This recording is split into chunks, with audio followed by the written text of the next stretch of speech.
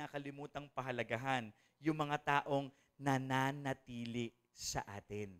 And listen, if they choose to stay, in return, dapat iniingatan din natin sila. Dapat minamahal din natin sila. However, wow, that's a heavy word for me.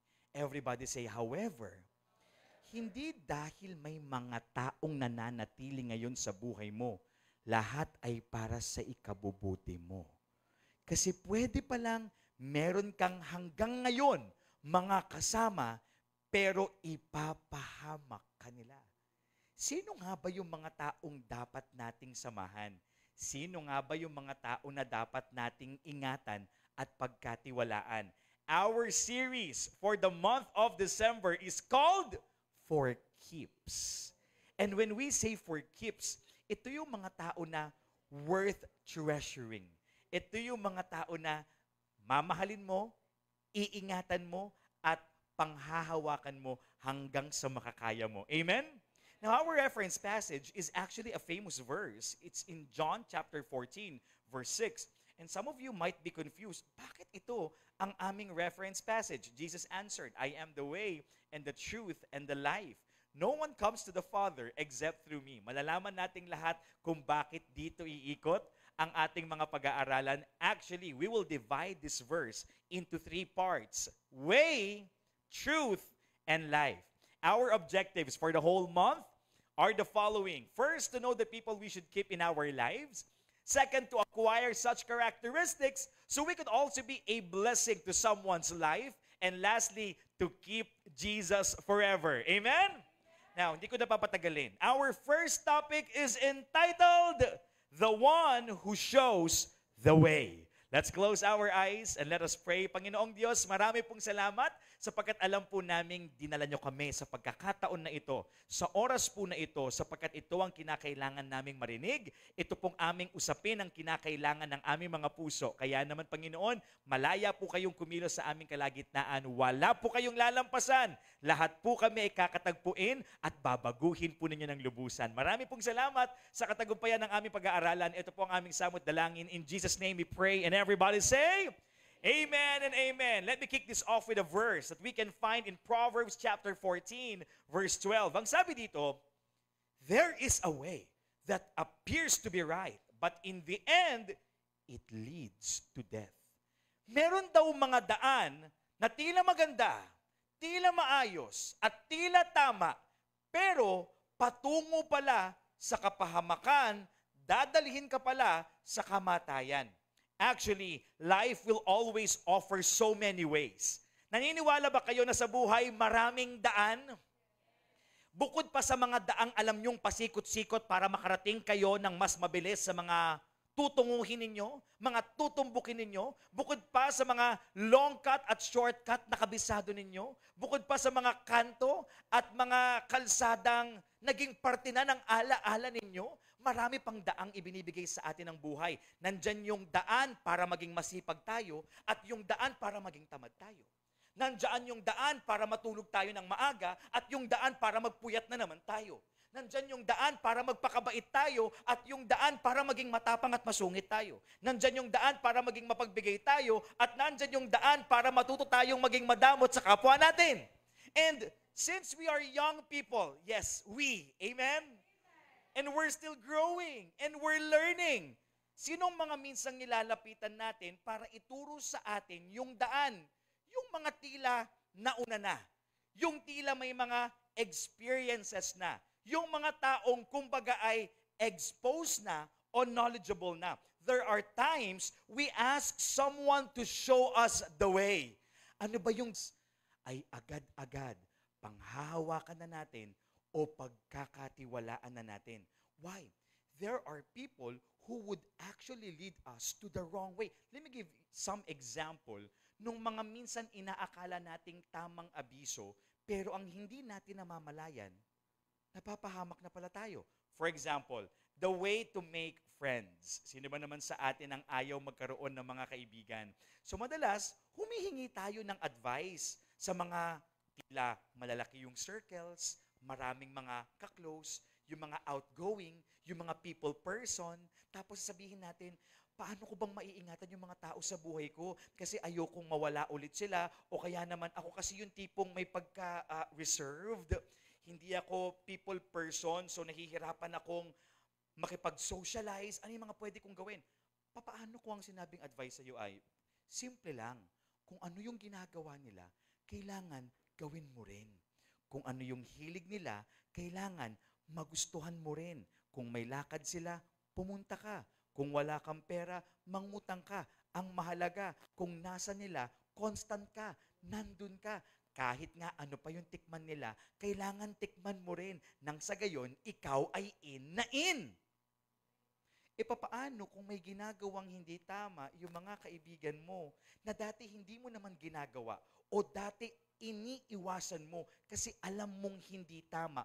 But just because you want to be one of them, you want that sense of belongingness, na ipon, magkaroon ng malaki-laking kita, kahit sa murang edad pa, papaano kung yung inaabiso natin ay inaabiso sa atin ay mali na pala? Papaano kung pagnanakaw o pang-i-scam pala? Papaano kung pangungurakot pala o kaya naman ay pangdarambong sa iyong kapwa? Marami ang mga tao na nasisilaw sa pera, hindi nila iniisip na meron silang mga sama-sama mga sayings and motto in life. See? Sometimes, hindi natin namamalayan, pero nagugustuhan natin yung mga love advices sa atin kasi nga, it gives us happiness, thrill, or it brings us to an adventure that we want to experience. Pero inuulit ko, papaano kung balikan ka ng lahat ng mga maling bagay na ginagawa mo? Papaano kung bumalik sa'yo lahat ng mga pananakit at panluloko at paninira mo ng puso ng ibang mga tao? Another example, hindi pa ako tapos. Sabi nila, ayan, ba yan? Some people would show you the way to treat family.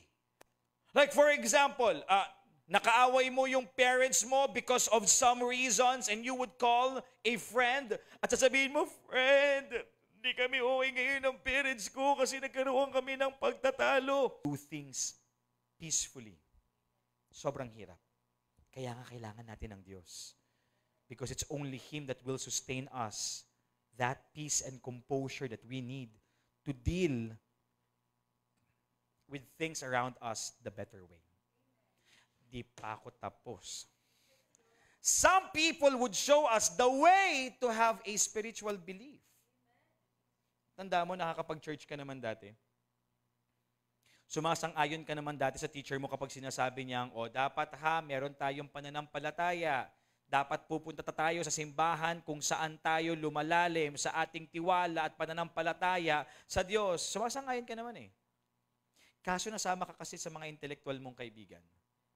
Mga kaibigan mong sobrang intelektual lang hindi inaral yung Biblia, but they have a lot to say about the Word of God. You heard me say that. Some people who say a lot about the Bible are the same people who haven't studied the Bible well. And because you find their stand cool, you find their principle and way of arguing very cool, you start to be with them and uphold the belief they have when it comes to spirituality. And you being someone who's praying, you being someone who's actually interested to attend church, ngayon kapag tinatanong ka na ganito ka na, hindi naman mahalagang magsimba. Mas masasama pa nga yung mga tao sa simbahan. May point ka din. Totoo din. Kasi hindi naman talaga kasi lugar ng mga perpektong tao ang simbahan. Yung mga taong nasa simbahan, yan talaga yung mga makasalanan. Kaya nga nandito yung mga yan, humihingi ng kapatawaran at nagpapabago sa pamamagitan ng kanyang kapangyarihan. Amen! So may point ka doon, hindi kita i-contrain doon. Hindi naman kasi totoong may Diyos, di ba? Kasi kung may Diyos, tama, di ba, friend? Sabi nga ng mga kaibigan ko, bakit tayo nahihirapan? Bakit kami naghihirap? Bakit hanggang ngayon, hindi niya binibigay yung jowang napakatagal ko ng pinagpipray? Hindi totoo ang Diyos. Because you've been listening and you're always believing kung ano man yung daan na ipinapakita sa iyo ng mga taong sinasamahan mo, magugulat ka na lang na pahamak ka na. Or magugulat ka na lang, ibang tao ka na. It's not you anymore. The way you speak, the way you behave, your attitude, your character, your belief system. Minsan nga naiiyak ako at nalulungkot ako kapag ang lagi na lamang nasisisi, tahanan, magulang, pamilya. Because some people would say, discipline starts at home. O ngayon, pag masama kang anak, sino sisisihin? Hindi pinalaki ng mabuti ng mga magulang. Mismo mga magulang mo nga, inagulat kung ano ka na pag uwi mo eh. Na ginawa nila yung makakaya nila para ituwid yung landas na tatahakin mo, na ituro yung mga magagandang bagay sa iyo. Pero, yung mga taong sinamahan mo eh, yung mga taong pinakinggan mo, yung mga taong pinaniwalahan mo at ginaya mo, we cannot always blame our home or our parents about who we are today, or we cannot fully blame the people in our lives where in fact we are the ones making decisions kung sino yung mga pinapapasok natin sa mga buhay natin. Ikaw nga minsan di mo nakilala yung sarili mo eh.